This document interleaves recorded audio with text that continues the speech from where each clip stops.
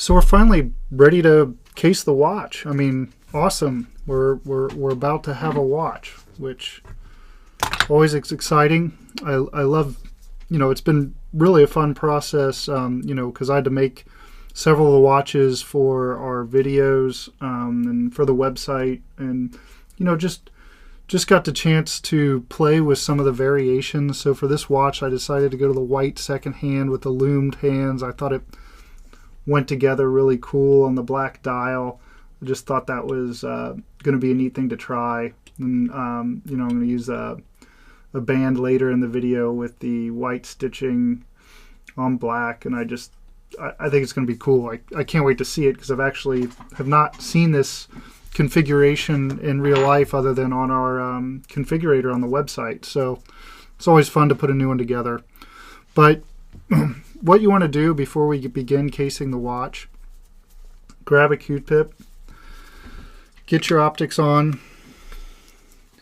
take a good look at each one of your indices. There could be marks on them from when we were setting our hands and when we were, when we had the dial protector on. So I just kind of like to give it a good brushing. And that goes for the hands themselves. Just give them a wipe. Get a look at them. Could be marks on them. And it's amazing how clean the Q-tips get them looking. And of course, because we were wearing gloves the entire time, there's less chance of you getting a mark on the dial or on the hands. Mistake I made on the first watch I ever built, I didn't use gloves at all, which was a bad decision. I also didn't use dial protectors like I thought I was some kind of pro or something. So looking pretty good. Let me get my blower. I see some dust. Casing the watch. That's the part where dust is really going to get you.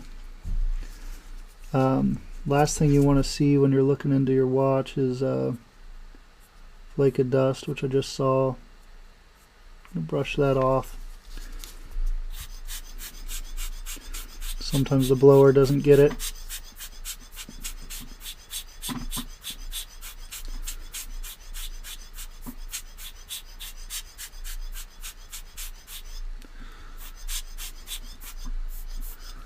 All right, we're looking good. So step 2 is we have to get this temporary crown off the movement, because obviously you can't put the watch inside the case with the crown still on the movement. So this is kind of an advanced technique, but nonetheless necessary, because you can't really lay the watch on this side to push your tweezers on the detent because your hands are on. So you've got to hold it. You see I've got my thumb on this side, my pointer finger and my middle finger on opposite sides of the crown, and I'm just holding it. I'm being mindful not to touch the hands when I'm doing this. And between my pointer finger and my middle finger, I'm squeezing onto the crown. I'm holding it firmly. And what I'm going to do is go in, press the detent, and lift these fingers up. And that pulls out the crown.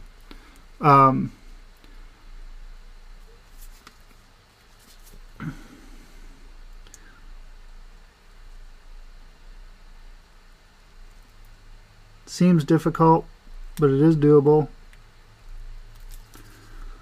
and it's unfortunately necessary to get your watch together.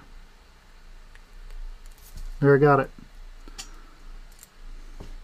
Doesn't take a lot of force. I'm going to put it back on my 11.5 lean movement holder. If you got the Esslinger kit, you would have your 8-in-1 movement holder to put it back on. I'm just going to give it another dusting, give the hands another good solid look.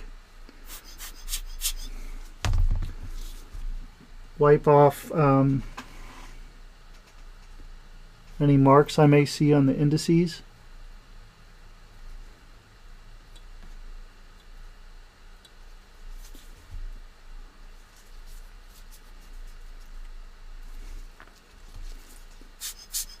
Blow off or brush off any dust that I see.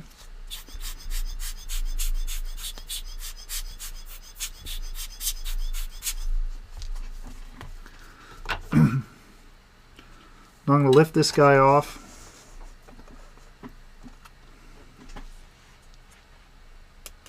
Put him in one of my Petri dishes and grab him back later. This will protect him from dust while I'm preparing the case.